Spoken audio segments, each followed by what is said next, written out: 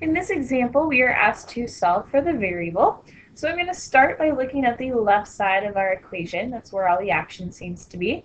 I have here these parentheses, which is going to signal some distribution, as well as this extra term on the outside. Now, I know it's very tempting to add the 3 and the 5. However, remember that combining like terms is addition, but distribution is multiplication. And in your order of operations, multiplication must come first. So we have to start with the distribution of this 5. So the 5 times x will give me 5x, and the 5 times 2 will give me 10. I can then bring down the 3 from the front, and the equals 28. Next, I can combine like terms. So I have here a term with no x, a term with x, and a term with no x.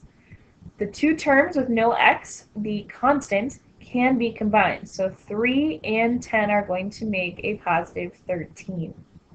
I can then bring down the 5x, and the equals 28. Please notice the 5x and the 13 cannot be combined. One has a variable, one does not.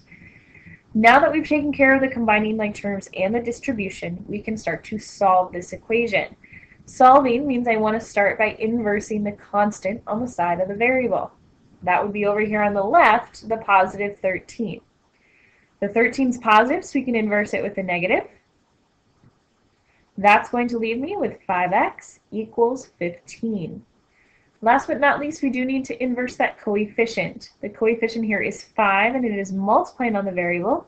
The opposite of multiplication is division, so we'll use a division bar on both sides to divide by that coefficient of 5. That will cancel out the coefficient and leave us with x equals 3.